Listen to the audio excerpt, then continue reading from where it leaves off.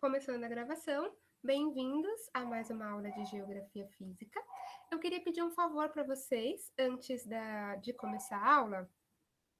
Meu computador está com risco de travar bastante, então eu vou deixar, como a gente está geralmente com pouca gente na turma, eu vou deixar aberto só a sala 1.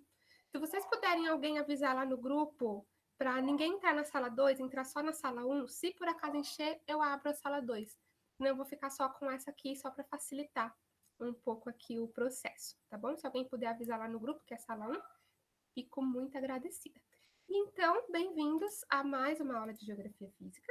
Hoje a gente vai continuar o assunto da semana passada. A gente vai continuar falando sobre geologia geral, o estudo das rochas e tal. Eu não sei por que pode estar tão baixo.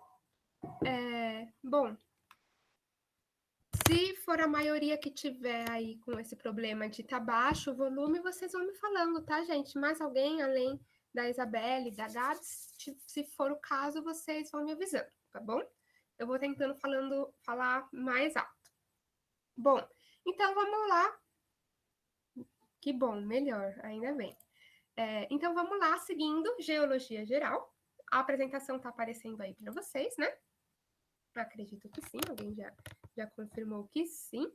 E vamos lá, só revisando rapidamente o que a gente viu na semana passada. Semana passada a gente começou a falar de geologia, eu expliquei para vocês que geologia é o estudo da Terra, então ela é o estudo da Terra fisicamente, a composição da Terra, né? E a Terra ela é composta, né, por 3 diferentes camadas e a gente está na camada mais superior da Terra, que é a crosta terrestre, né? A gente tem aí as 3 camadas, crosta, manto e núcleo, cada uma com características físicas e químicas bastante específicas, mas o que mais importa para a gente é a crosta, porque é sobre a crosta que a gente vive e é da crosta que a gente tira todos os recursos minerais que a gente tira da Terra, tá? Todos os recursos minerais provenientes da mineração, eles são retirados da crosta, né? E isso aí a gente inclui diversos tipos de rocha, materiais para construção, a gente inclui petróleo e outros tipos de fontes de energia, como energia geotérmica.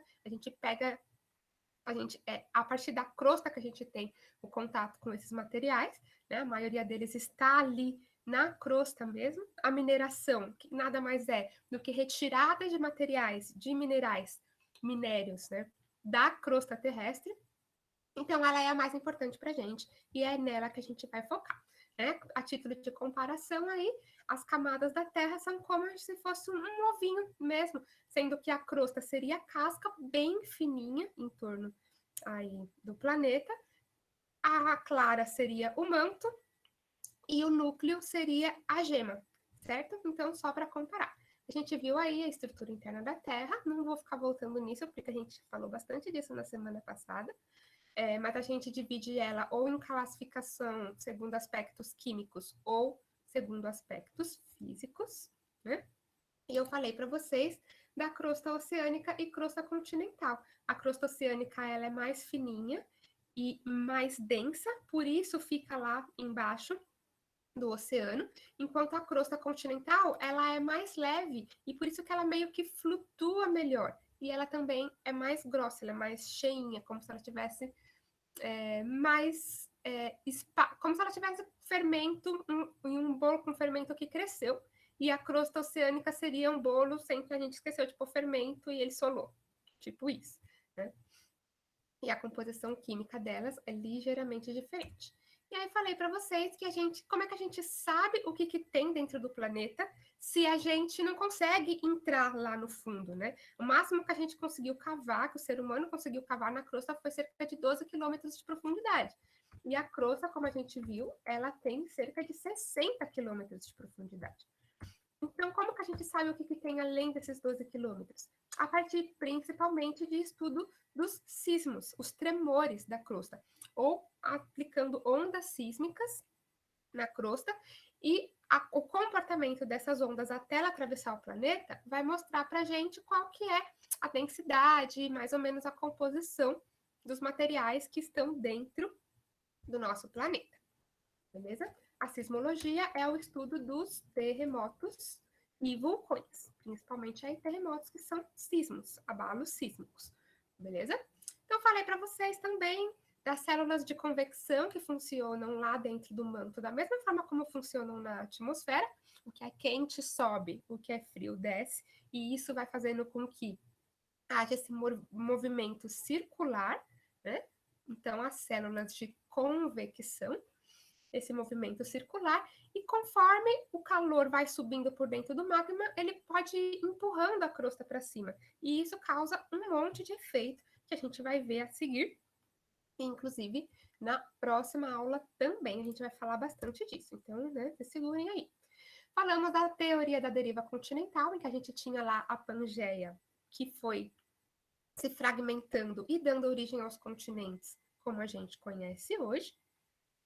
Falamos das evidências da teoria da deriva continental, por que ela é uma teoria que faz muito sentido, né? Porque o amor verdadeiro é como a evolução dos continentes, independente do tempo e distância, sempre haverá algo de um no outro, lembram disso? Da nossa aula super romântica? Então, os continentes antes eram juntos, agora eles são separados, mas ainda tem características que dizem que aquilo um dia foi junto, né? Fósseis, principalmente fósseis de animais, mas também de plantas, tipos de rocha, tipos de recursos que existem ali, né, que são encontrados, por exemplo, na costa da América do Sul e na costa da África, e que faz todo sentido eles estarem assim, porque um dia aquilo tudo foi junto, foi tudo uma coisa só. Então, a teoria da tectônica de placas também é uma teoria que deriva da teoria da deriva continental, deriva da teoria da deriva, ficou confuso, né? Mas, a partir da teoria da deriva continental, a gente tem a teoria da tectônica de placas, que diz que a crosta do nosso planeta é toda rachada, como um grande quebra-cabeças, toda com uma peça encaixada na outra, e cada uma dessas peças seria uma placa tectônica, né? As placas, elas estão meio que flutuando ali em cima do manto, então elas estão ali se encostando, se afastando, né? Se raspando uma na outra. E esse tipo de contato entre elas também vai ocasionar um monte de coisa que aparece aí na nossa superfície e na paisagem. Os limites de placas, como a gente viu, eles são divididos em três, né?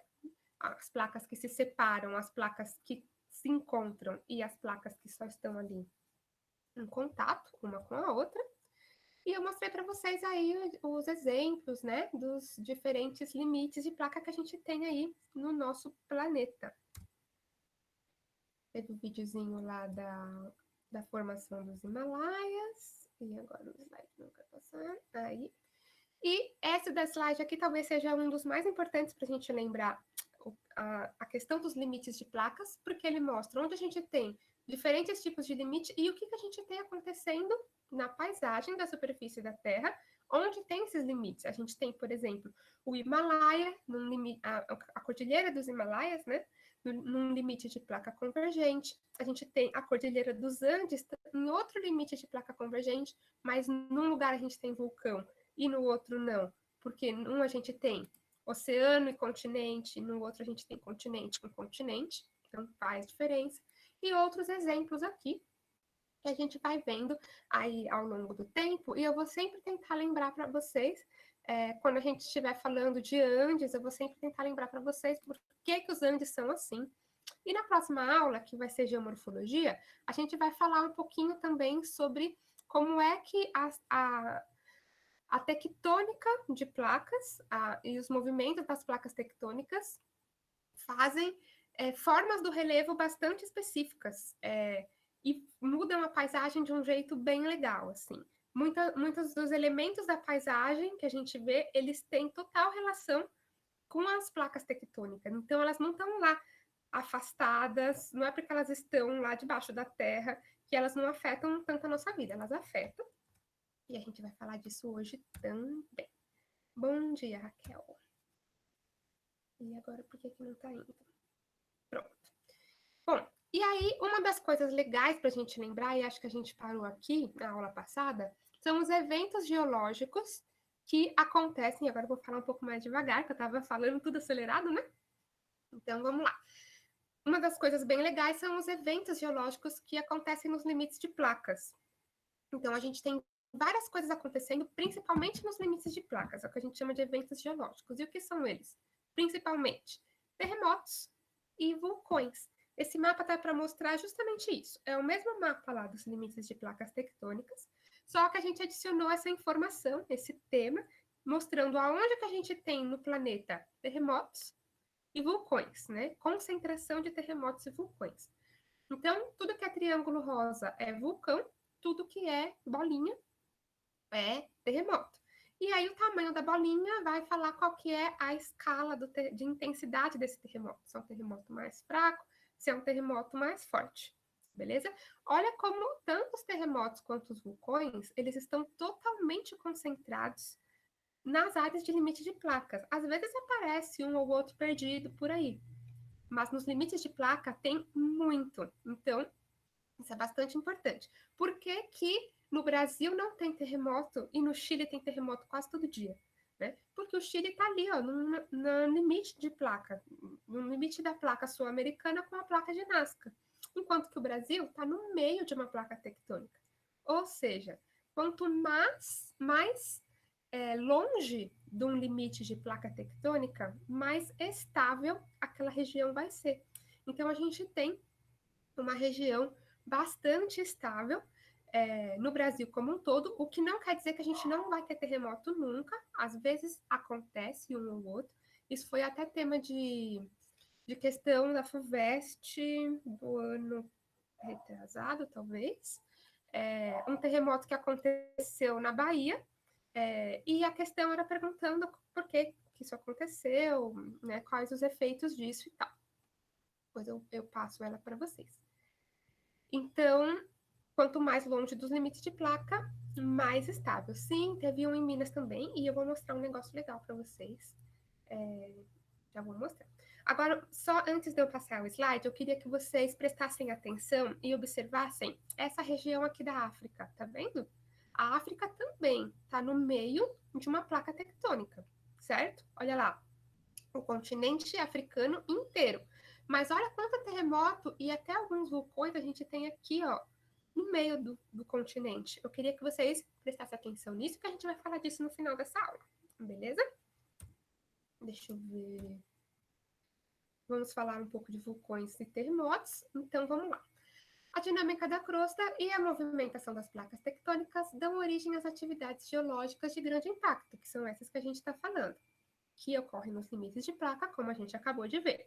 O vulcanismo, que se caracteriza pela expulsão de material rochoso fundido do interior da Terra. Olha que palavra, né? Que termo bonito. Material rochoso fundido. O que é isso? É o magma lá do manto saindo para fora da Terra. E aí, quando ele sai para fora da Terra, a gente chama de lava. Então, é o magma saindo. E o magma, ele é material fundido rochoso. Magma nada mais é do que rocha derretida. Rocha mesmo, pedra, que a gente chama de pedra por aí. Rocha derretida é magma. A rocha, na verdade, é o magma solidificado. Conforme ele vai ficando mais perto da superfície e ele vai esfriando, ele vai solidificando e dando origem à crosta. Por isso que a crosta é uma capinha em cima do planeta Terra. Ela é aquele magma que se solidificou no formato de rochas, beleza? Então a crosta ela é toda composta por rochas, que nada mais são do que esse magma solidificado, beleza? Faz bastante sentido, né? Que nem quando a gente coloca, não sei se vocês já viram isso, quando a gente coloca gelo para congelar, né, nas forminhas de gelo no congelador. A gente, sei lá, tá um dia de muito calor, a gente usou todo o gelo, e aí a gente coloca mais e pensa, será que já congelou? E vai pegar, e a gente vê, tem uma crostinha de gelo em cima, mas se a gente furar ela, ainda tem água por baixo. É mais ou menos a mesma lógica. Fica uma crostinha solidificada em cima, e embaixo aquele material mais líquido, mais plástico, que é o magma, que de vez em quando resolve sair aí por um buraco na crosta, né? Tanto nas rachaduras dos limites, quanto em outros buracos, né? Fissuras que aparecem na crosta em alguns pontos por aí, e por onde esse magma consegue sair de uma vez, rapidamente, sem dar tempo dele se solidificar. E aí ele só vai se solidificar quando ele já saiu e ele já se esparramou. A lava se esparrama e se solidifica, que nem nessa imagem aqui, ó. A gente tem a lava saindo do vulcão, mas vem um monte de coisa escura aqui. Isso tudo é rocha vulcânica, que na verdade é a lava de outras erupções que já se solidificou ali. O vulcão é tipo uma espinha da Terra. Acho ótimo essa comparação, essa metáfora aí. É tipo isso, é um ponto em que aquele calor de dentro, né? O magma ele vai empurrando, empurrando, empurrando até que fura e sai. É exatamente isso. É uma espinha, dá para dizer que, sei lá, como que é o nome daquilo que sai das nossas espinhas? Elas seriam o magma aí saindo do planeta Terra. Ótima comparação, gostei. Vulcões têm principalmente a ver com limite de placas, que nem a gente viu nesse mapa aqui. A maioria dos vulcões, eles estão, olha, onde tem limite de placa, certo? Mas pode acontecer de ter um vulcão onde não tem um limite de placa, como, olha, esse aqui, esse outro triângulozinho aqui, aqui no Havaí, a gente tem várias ilhas vulcânicas, né? O Havaí nada mais é do que um arquipélago de ilhas vulcânicas, fora do limite de placa. Então, é onde a gente chama de hotspot do planeta. A gente tem uma fissura na crosta por onde o magma consegue sair, e ali se forma um vulcão. Então, não necessariamente com os encontros divergentes, né? Aqui a gente tem encontro convergente, certo? E aqui no meio do Oceano Atlântico, a gente tem encontro de placas divergentes. Então, a gente pode ter vulcões nos dois casos. Nesse caso aqui, a gente tem bastante aqui nos Andes, porque a gente tem limites de placas convergentes e oceano encontrando com o continente, o que dá uma dinâmica bastante específica. A gente tem as zonas de subducção, e onde a gente tem zona de subducção é onde a gente mais tem vulcão no planeta, na superfície do planeta, porque a gente tem uma placa entrando debaixo da outra e entrando em fusão, né, derretendo tão rapidamente que aquilo gera uma reação que o magma quer tentar sair de qualquer jeito, e por isso que a gente tem mais ocorrências de vulcões, onde a gente tem zona de subducção. Uma pergunta? Então, no caso das montanhas, não necessariamente. Senão a gente teria vulcão em tudo quanto é montanha. E olha aqui nos Himalaias, onde a gente tem as maiores montanhas do planeta, a gente não tem nenhum vulcão registrado ali. Então, é um processo diferente. As montanhas elas se formam no encontro de placas. Então a gente tem placas se encontrando e fazendo com que a crosta suba, dando origem às montanhas. É o que a gente chama de dobramento, a crosta se dobra, né? E a gente vai falar disso na próxima aula, sobre formação de relevo. Então, a gente tem formação de montanha, sim. E no vulcão, a gente também pode ter vulcão em montanha, como é o caso aqui da Cordilheira dos Andes, que tem bastante vulcão em montanhas. Mas a gente pode ter só uma fissura na crosta, como é o caso aqui do Havaí, que também tem montanhas, mas são montanhas vulcânicas. Na verdade, é o vulcão que cresceu tanto que a gente chama de montanha, mas na verdade é um vulcão, não necessariamente uma montanha. Deu para entender? Mas aí na próxima aula, que a gente vai falar de formação de relevo, isso vai ser bem melhor explicadinho. Aí a gente provavelmente vão surgir mais dúvidas, mas vai ficar mais claro na próxima aula, tudo bem? Montanha seria continental com continental e vulcão seria oceânica com continental. Não é tão simples assim, porque aqui a Cordilheira dos Andes são montanhas. É oceânica com continental. E são montanhas, é uma cadeia de montanhas. Só que é uma cadeia de montanhas com vulcões. Então, é montanha e é vulcão. A gente tem as duas coisas acontecendo ali. Entende? Então, não dá para simplificar tanto assim. Vai depender, claro, do limite de placa, mas também de outras questões. Como que eu posso explicar? Não, na verdade, o que eu quero dizer é que não dá para a gente dizer que sempre que vai ter encontro de placa oceânica com placa continental, a gente vai ter só vulcão. A gente vai ter montanha também e também vulcões. E não quer dizer também que onde a gente tem continental com continental não possa ter vulcões. Agora eu não consigo me lembrar de nenhum exemplo, porque esse mapa está sem as setinhas. Mas não é tão simples assim. Claro que onde a gente tem mais chance de ter vulcões, onde a gente tem oceânica com continental. Mas não dá para dizer que é uma regra, entende? É mais ou menos isso. Mas aí na próxima aula a gente vai falar de formação de relevo, inclusive de formação de ilhas vulcânicas, e isso vai ficar bem mais claro, tem bastante imagem sobre isso, vai ser mais fácil de entender, tá bom? Então, não percam a próxima aula. Então, vamos lá. Então, a gente está falando de vulcão, e a gente vai falar ainda mais sobre eles na próxima aula, inclusive tem um vídeo lindinho para vocês na próxima aula, estou ansiosa para passar. E os abalos sísmicos, que são os terremotos ou maremotos. Qual que é a diferença de terremoto e maremoto? Terremoto acontece na terra, maremoto acontece no mar. Basicamente é essa a diferença. Eles são causados por rompimento de estruturas rochosas nas camadas mais profundas da crosta, alívio de pressão ou movimento de placas. Então, a terra treme porque a placa se mexeu, a terra treme porque alguma coisa lá dentro da crosta se rachou, ou porque tinha uma pressão muito grande e, de repente, porque a crosta se mexeu, a placa se mexeu em outro lugar, houve um alívio de pressão ali embaixo, e aí a crosta em cima treme também. Então, essas três situações. A gente tem o que a gente chama de epicentro, hipocentro e as ondas, né? As ondas sísmicas, que é isso que vai causar o terremoto. O hipocentro é onde aconteceu o movimento, a rachadura, o alívio de pressão lá no fundo da crosta. E o epicentro é a superfície da crosta imediatamente acima da onde aconteceu, diretamente, né?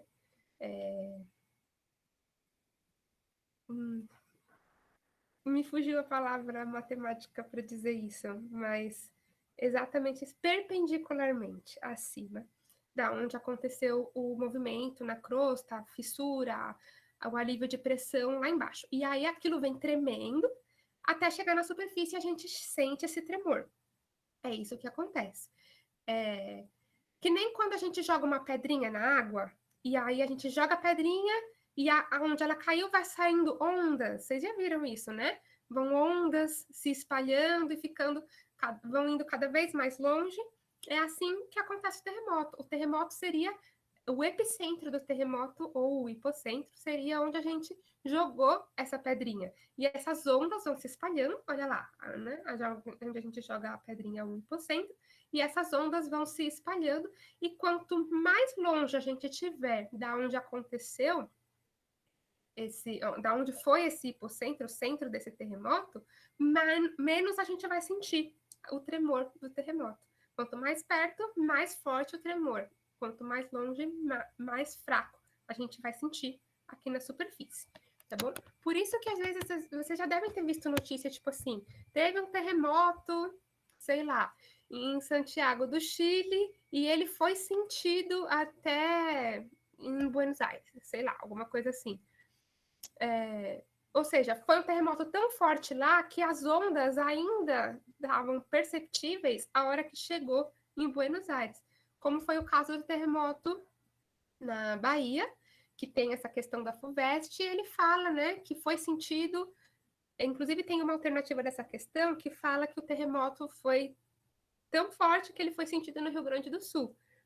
Mas faz sentido um terremoto acontecer lá na Bahia, ser sentido no Rio Grande do Sul e não ser sentido em São Paulo, se ele vem nesse formato de ondas, né? Não faria sentido. Então, essa alternativa estava incorreta.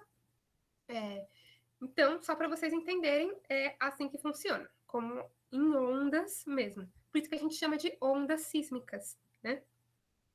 Também, essas ondas de tremores, beleza? E eu ia passar lá no final da aula, mas eu vou mostrar para vocês agora.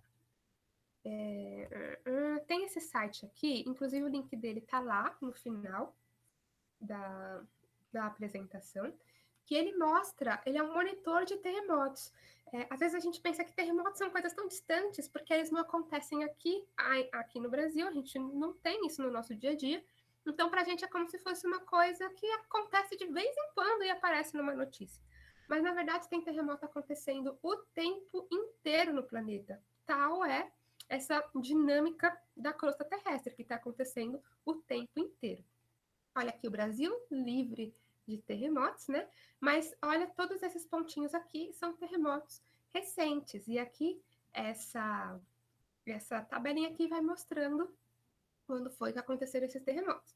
Agora são 11h22 aqui no Brasil. Esse. Ai, por que você fica aqui na minha frente? Esse mapa, esses dados, eles são de quantas horas para frente? Aqui é o último que aconteceu. Então, na verdade, se ele tivesse atualizado a hora aqui, seriam 14h23. Então, daqui, por curiosidade, né? 11 horas aqui agora, seriam 14 no horário desse terremoto, ele está 3 horas para frente, então ele está marcando o horário do meridiano de Greenwich, tá? Mas ele é ao vivo, digamos assim. Ele só está algumas horas para frente porque ele está com o horário de outro fuso horário. 3 horas a mais, fuso de Greenwich, beleza? Espero que não tenha ficado confuso. Mas olha só, dia 25/5, hoje, ao meio-dia e 32, vamos tirar 3 horas, né? 12, 11, então, são muitos. 12 menos 3 horas, às 9, seria então às 9h32, né? Às 9h32 da manhã, a gente teve esse terremoto aqui na Grécia com magnitude 4,3. Na Grécia, aqui, assim. Então, olha, tudo isso aqui são informações de terremotos que aconteceram hoje, em algum lugar do mundo. Ó, tudo 25/5. É só a gente calcular 3 horas de diferença para saber se ele foi, quanto tempo atrás ele foi, né? E a magnitude dele, né? A magnitude dos terremotos. A gente não vai falar muito disso, mas a magnitude dos terremotos a gente calcula a partir da escala Richter e ela é uma escala logarítmica. Quanto menor a magnitude, mais fraquinho é o terremoto. E os terremotos mais fortes já registrados, se não me engano, chegaram à escala 8 ou 9 da escala Richter, tá? E acho que o mais forte registrado foi em Santiago do Chile, ou em algum lugar do Chile, aqui pertinho da gente. Então, né, só para vocês verem, tudo isso aqui, olha só, informação de terremotos que aconteceram ó, há pouquinho tempo, né? Às 9h32 da manhã, às 9h26, na Grécia, em Porto Rico, no Alasca. Então, ele vai monitorando os terremotos em tempo real. Então, o terremoto acontece o tempo todo. Olha, só na data de hoje aqui, ó, ele está registrando quantos? 1, 2, 3, 4, 9. Eu vou até perder a conta. 1, 2, 3, 4, 5, 6, 7, 8, 9, 10, 11, 12, uns 12 ou 13 terremotos só hoje que esse site registrou, né? Pois é. Eu nem tinha visto o que é isso. Você acha que o carnaval deve continuar assim, gente? Ai, ai. Não sei porque aparecem essas coisas pra mim. Cada coisa esquisita. Olha, máquina, o que é isso? Enfim. É isso. Terremotos acontecem o tempo inteiro no planeta. A gente aqui não fica sabendo porque isso não faz parte do nosso cotidiano, né? Então, beleza. Seguindo. Então, outros fenômenos, né, tectônicos, fenômenos geológicos. Além dos terremotos e vulcões, há diversos outros eventos que têm origem no tectonismo, ou seja, na dinâmica das placas tectônicas, que também são chamados de fenômenos geológicos. Os terremotos e os vulcões, mas também as falhas geológicas, a deriva continental, os tsunamis, que tem tudo a ver com maremotos, a formação de montanhas, sobre a qual a gente vai falar bastante na aula que vem, espero, se der tempo de terminar esse assunto hoje.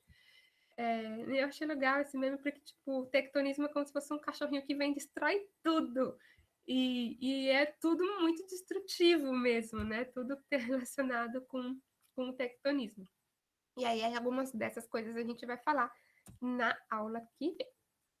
E agora sim, rochas, né? A crosta da Terra, ela, então, como a gente viu, ela se forma a partir do manto, que vai se resfriando e se solidificando. E nesse processo de solidificação, vão se formando diferentes minerais. Esses minerais, eles se acumulam e eles dão origem a diferentes tipos de rochas, né? Então, as rochas, elas são como se fossem aglomerados de minerais. É um monte de mineral que foi se formando conforme o magma foi resfriando e se solidificando. E todos eles aglomerados, eles dão origem a rochas, e as rochas têm diferentes tipos de acordo com a composição química mesmo, né?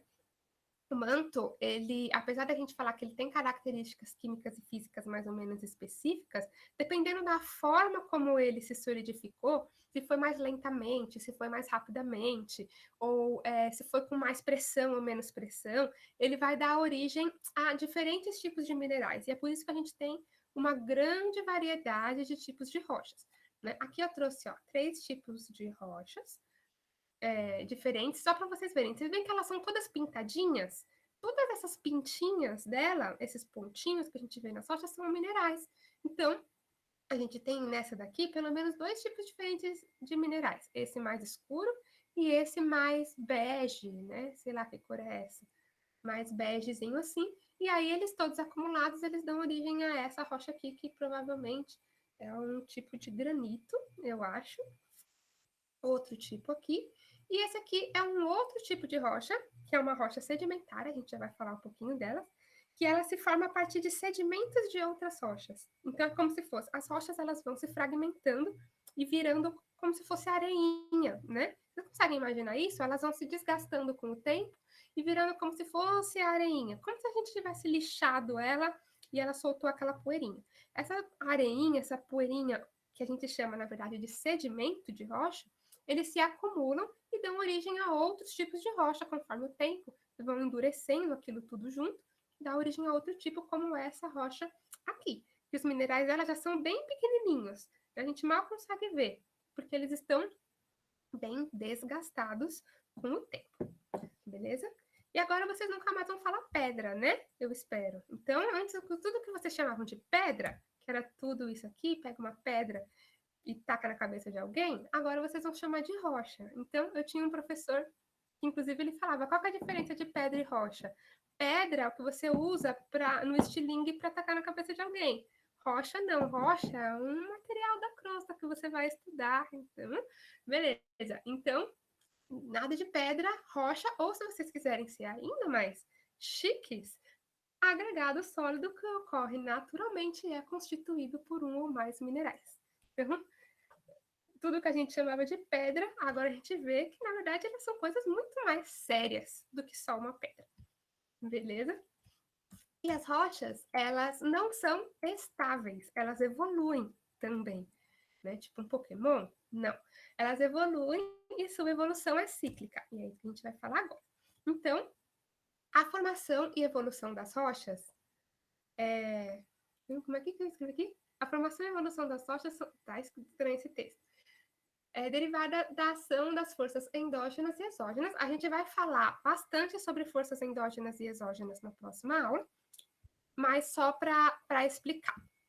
Eu falei para vocês que endo tem a ver com tudo que é interno, né? Dentro. E exo tem a ver com tudo que é externo, fora. Então, tudo que a gente está vendo aqui agora são coisas endógenas, ou seja, coisas que acontecem dentro do planeta Terra, de dentro para fora. Mas para a evolução das rochas, a gente também tem coisas que acontecem de fora para dentro. Chuva, vento, enfim, sol. Tudo isso acontece de fora para dentro do planeta Terra.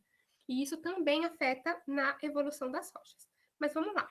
As rochas, elas são divididas em 3 tipos: rochas ígneas, rochas metamórficas de rochas sedimentares, e um se transforma no outro. A rocha primordial, rocha mãe, são as rochas ígneas, que são as rochas magmáticas. Elas são justamente as rochas que são produto da solidificação do magma mesmo. Gente, só rapidinho. Essa aula vai até às 11h50, né? Porque é a primeira vez que eu tô dando aula nesse horário. Aí agora eu tô olhando a hora. Beleza, então tá bom. Então, as rochas ígneas, elas são como se fossem as primeiras rochas. Elas são fruto da solidificação do magma. Então, o magma vai lá e dá origem às rochas ígneas, certo? E as rochas ígneas, elas são divididas em 2 tipos, que são as rochas extrusivas e intrusivas. Vocês conseguem imaginar pela palavra o que isso significa? Bom, Eu vou falando. As rochas extrusivas, as rochas ígneas extrusivas, são as que se formam fora da crosta. As se solidificam fora da crosta. Como é que o magma se solidifica fora da crosta? Alguém consegue chutar aí? Como é que acontece para o magma sair da crosta e se solidificar fora da crosta? Vulcões? Exatamente, Nicole, é isso aí. Então, o magma saiu da rocha, de dentro da crosta a partir de um vulcão e fora da crosta ele se solidificou.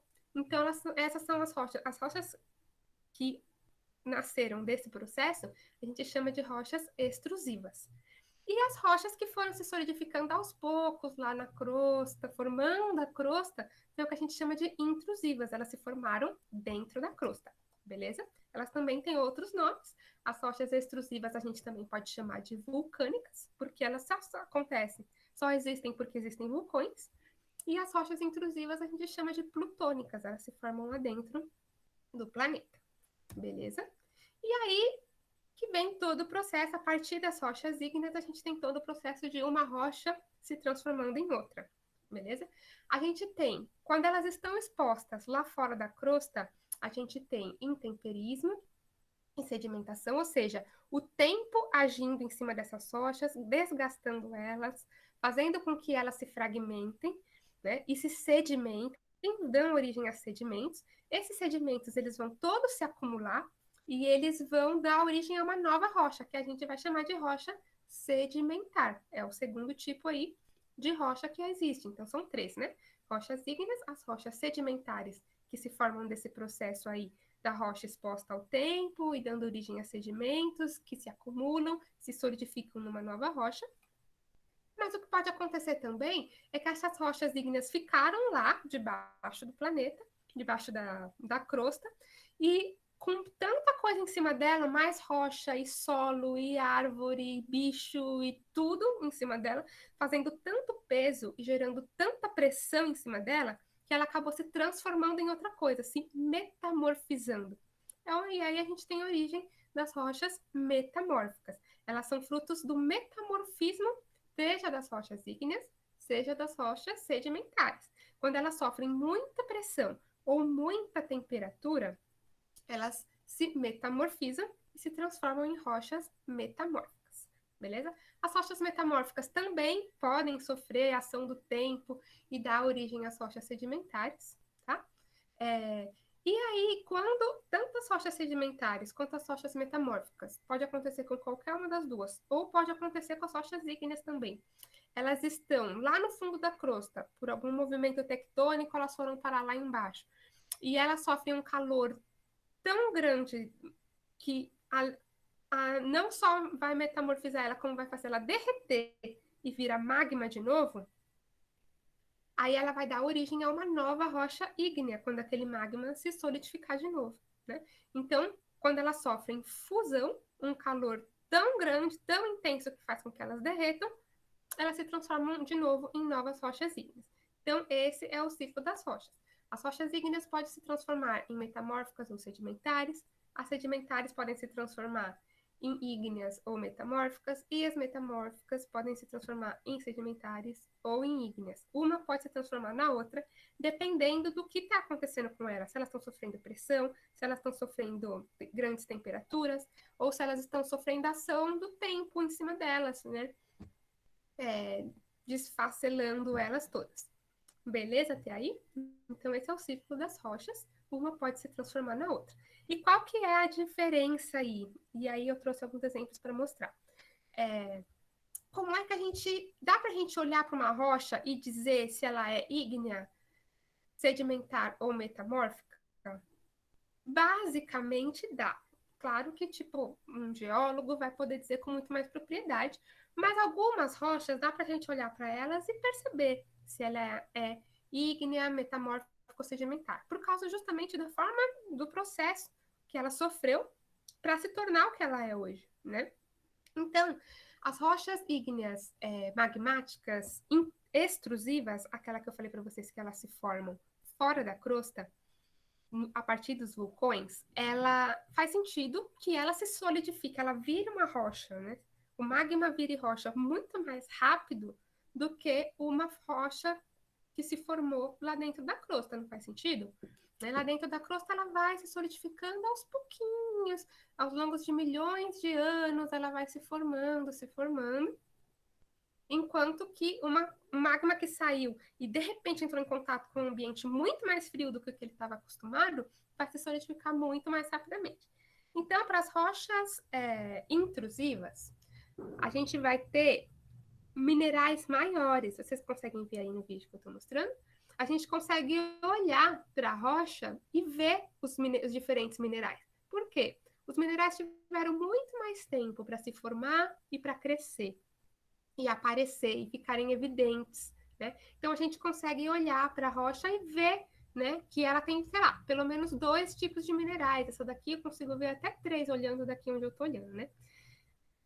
Então, ela é uma típica rocha ígnea intrusiva. Ela tem minerais grandes, bonitos, né, bem espalhados, ou seja, que tiveram tempo para se formar e se arranjarem desse jeito. Enquanto que uma rocha intrusiva, como essa aqui que eu estou mostrando agora, eu não consigo enxergar mineral nenhum. Ela parece que é tudo um maciço de uma coisa só. Porque os minerais não tiveram tempo de se solidificar e ficarem grandes. Eles ficaram minúsculos, às vezes microscópicos. Então eu não consigo enxergar a diferença de minerais. Eu enxergo a rocha inteira como uma coisa só. E geralmente elas são mais escuras, assim mesmo. Elas parecem uma coisa única, né? A gente não consegue enxergar. Na imagem até aparecem uns brilhos, mas na verdade é por causa do reflexo dos buraquinhos dela mesmo.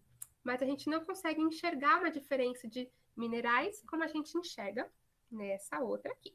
Se a gente tivesse em aula, né, na presencial, essas rochas iam estar nas mãozinhas lindas de vocês, para vocês verem.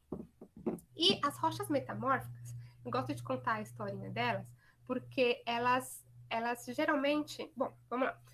As rochas metamórficas, elas têm essas características também, que dá para a gente ver os minerais, mas vocês conseguem ver que alguns minerais, a gente tem um monte de mineral escuro acumulado aqui, e aqui a gente tem minerais mais claros, desse outro lado também. Ó. É como se ela tivesse toda listrada. A gente vê uma camada de coisas de minerais escuros, uma camada clara, outra camada escura, e assim por diante. Até aqui embaixo dá para ver que ela faz tipo um círculo assim, tá vendo? Essa é uma característica bem típica de rochas metamórficas, porque as rochas metamórficas, para elas se formarem, elas sofreram grandes pressões e grandes temperaturas. Então, os minerais nela, eles se rearranjam, eles mudam de lugar. Imagina que você está passando por uma calamidade, sei lá, o mundo está acabando, o que você vai querer fazer? A primeira coisa que eu consigo pensar é, eu quero ir me juntar com a minha família, juntar todo mundo que eu gosto no mesmo lugar e ficar com todo mundo lá, porque se o mundo acabar, eu tô com as pessoas que eu gosto, tá? E com as rochas metamórficas é mais ou menos a mesma coisa. Os minerais, eles começam a procurar seus iguais. Então, eles se acumulam. Então, acumula uma família de minerais escuros aqui, uma família de minerais claros aqui. Então, eles se separam, né? Os diferentes tipos de minerais se separam e aí eles ficam formando essas divisões, né? Enquanto aqui eles estavam todos espalhados, todo mundo feliz na rocha ígnea, nessa outra aqui eles foram e se acumularam todos com as suas famílias, todos com seus iguais, e por isso que a gente tem essa característica meio listrada das rochas metamórficas. Beleza? Gostaram da minha historinha de calamidade? Eu gosto de falar de calamidade às vezes, principalmente em aula de geologia, assim. Então, mais um infográfico aí para vocês. Tipo de rocha, processo formador e um exemplo desse tipo de rocha, beleza? Rochas ígneas, sedimentares e metamórficas. Bem, tudo aquilo que a gente estava falando. Olha lá, um gneiss, que é um tipo de rocha ígnea. Olha como ele tem essa característica todo listrada, né? Nesse caso aqui, a gente tem uma rocha sedimentar com essa característica listrada também, mas ela é listrada por um motivo diferente. Nesse daqui, foram os minerais que se rearranjaram. No caso das rochas sedimentares, como elas são formadas por sedimentos, a gente tem uma camada de poeira de rocha se formando aqui. Depois vem uma outra camada, vem e se solidifica em cima. Vem uma outra camada e se solidifica. Ao longo de milhões de anos, a gente vai ter camada sobre camada. Como se formou o pré-sal, por exemplo. vou colocar um infográfico sobre a formação do pré-sal lá no Classroom para vocês. Então, é um processo de formação diferente, entendeu? E aí, deem uma olhada depois com carinho nesse infográfico. Posso colocar ele separado também, porque eu acho ele bem didático, beleza? E o The Rock ainda não decidiu se ele é metamórfico, sedimentar ou ígneo. Mas quem sabe um dia ele confirme pra gente. Não saberia o que dizer. Só olhando para ele assim, não dá para saber. Beleza? Então, exemplos aí de metamorfismo, né? De rochas metamórficas. Como eu disse, o metamorfismo é uma rocha que se transformou em outra. Então, a gente tem o granito, por exemplo, que é uma rocha ígnea, que se transforma num gneiss. Ele tinha as pintinhas dele todas assim, e agora ele está todo listradinho. A gente tem o arenito, que é uma rocha formada de areia, por isso que ele tem esse nome. Ele é formado por areia mesmo, que se acumulou e deu origem a uma rocha. E ele vai dar origem ao quartzito, né? Com essa característica aí também meio listradinho. E o calcário, que também é uma rocha sedimentar, quando passa para o metamorfismo, se transforma em mármore. Mármore também é um tipo de rocha. Inclusive, pia de cozinha, de banheiro, sei lá, de gneiss, de granito, principalmente, de mármore, para quem é mais chique, elas são rochas, elas são pedras, né? Rochas, agora a gente fala rochas, que foram cortadas e transformadas ali, modeladas, moldadas para dar origem à pia da cozinha de casa. Essas rochas, elas se encontram na crosta, elas são mineradas, né? Em minas de mineração mesmo. Então, às vezes a gente tem como que, é difícil dar um exemplo de um lugar que a gente já tenha visto, mas às vezes a gente ouve falar de uma pedreira em algum lugar, certo? Uma pedreira é um lugar onde eles estão minerando rocha, seja para fazer pedras para construção civil, seja para tirar essas rochas que a gente vai depois polir, lapidar e transformar na pia da cozinha de casa, né? E é da mesma forma que essa mineração é feita, que a gente faz também mineração de ouro, de alumínio, de outros tipos de minérios que a gente vai transformar em outras coisas para o nosso dia a dia. Beleza? Então, a maioria das coisas que a gente vê por aí, por exemplo, sei lá, o nosso celular, ele tem um monte de minério dentro dele, seja alumínio, silício, tudo isso é minério. Assim como o próprio vidro também. O vidro também ele é feito de sílica, que é o principal componente das areias em geral. Né? Então, também há mineração, inclusive para extração de areia, para a gente poder extrair sílica e fazer vidro e tantas outras coisas. Acha o mármore pronto na natureza. A natureza fez ele, né? O ser humano não faz o mármore. A natureza que fez. O ser humano só vai lá, escava, retira ele, corta, pole, deixa ele bonitinho, lisinho. É isso. Mas a natureza já deu pronto. Todos esses tipos de rocha. O granito, o mármore. Qual outra rocha que aparece bastante em pia, assim? Gneiss mesmo. Enfim, tudo isso já a natureza já dá pronto, né? Pois é, a gente paga por um monte de recursos, simplesmente porque, na verdade, a gente está pagando pela extração e o beneficiamento dele. O que é o beneficiamento? É justamente a transformação daquela coisa bruta numa coisa útil para a gente, né? Esse processo que a gente chama de beneficiamento. Então, a gente está pagando, na verdade, por esse processo, pelo processo de extração, pelo processo de beneficiamento. Ah, tem réplica, sim. Por quê? Né? Como a gente viu, a crosta, ela se formou ao longo de milhões de anos. E as rochas, elas são formadas ao longo de milhões de anos, todas elas. Tanto a solidificação, exceto as rochas extrusivas, né? As rochas ígneas extrusivas, que se formam de repente de uma vez, quando elas saem do vulcão, todas as outras, elas demoram muito tempo para se formar. E é isso que a gente chama de recurso.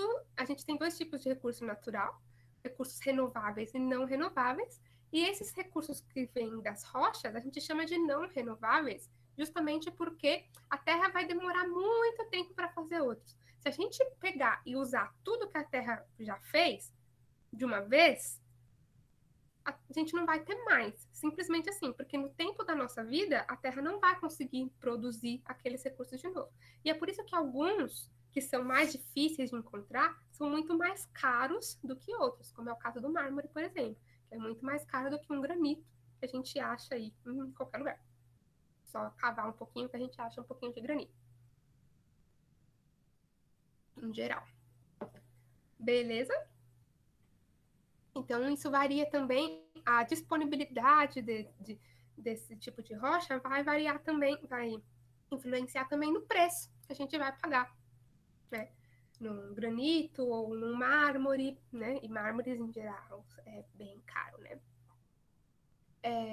Bom, e aí as rochas estão super presentes no nosso dia a dia e elas são as coisas mais antigas que a gente enxerga, né? Na nossa frente aí.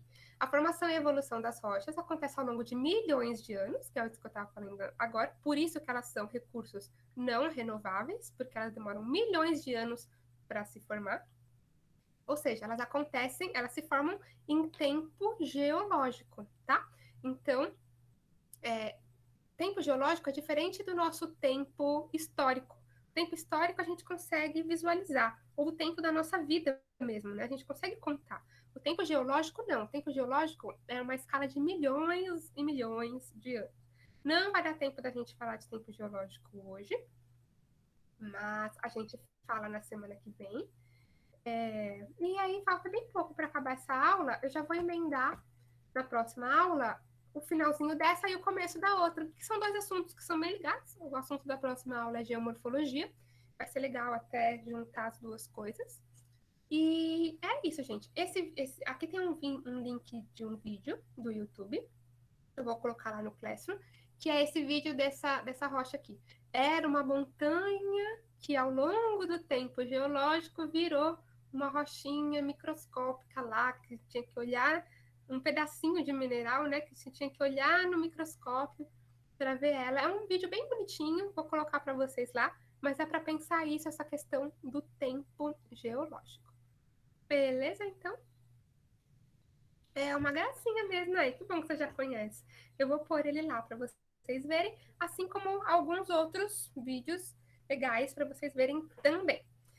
E semana que vem a gente termina, falta um pouquinho para terminar esse conteúdo. Eu achei que ia dar tempo hoje, mas não tem problema. E aí semana que vem a gente termina esse conteúdo. E é isso, gente. Espero que vocês tenham gostado da aula. Se tiverem dúvidas, alguém tiver alguma dúvida, alguma questão, pode falar. Acredito que quinta-feira vai ter plantão. Aí vocês vejam como vocês se sintam mais à vontade, né, de trazer suas dúvidas. E é isso. Fala, qual a curiosidade? Que bom que vocês gostaram. A Pedra da Lua, aquela que é uma branca, né? Que tem energia, assim, e tal. É essa, Pamela?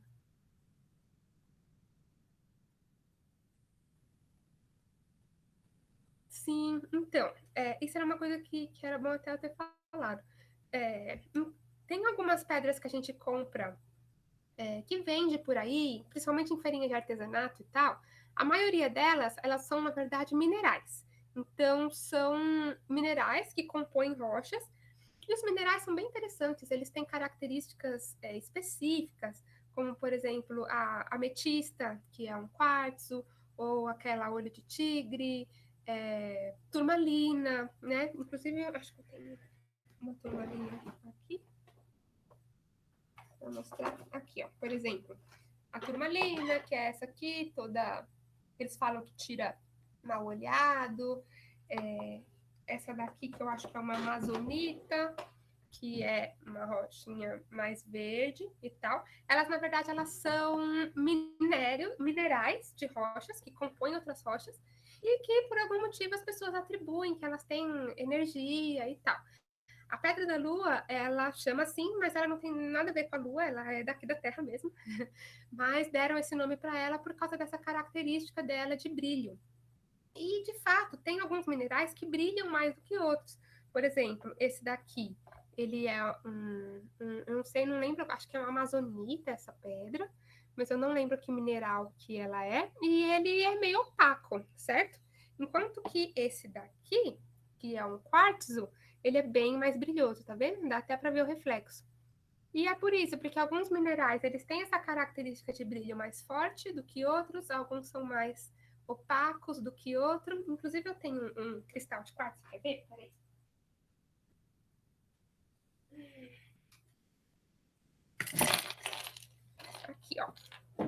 E alguns têm até essa característica de ser transparente. Tá vendo? Né? O quartzo, ele é um material que ele tem essa característica de ser transparente. Não é à toa que se usa ele para fazer vidro. Né? O vidro, ele é feito de sílica, que é o principal componente do quartzo. Beleza? Manda sim, Pamela, pode mandar. Me chama lá no WhatsApp e me manda. Eu tenho uma coleção de rochas, gente. E eu nem sou geóloga. Eu tenho um amigo que é geólogo que veio aqui na minha casa uma vez e falou: Nossa, nunca imaginar que ia chegar na casa de alguém que não é geólogo e ia ter tanta rocha. Pois é, eu tenho bastante. Deixa eu interromper a gravação.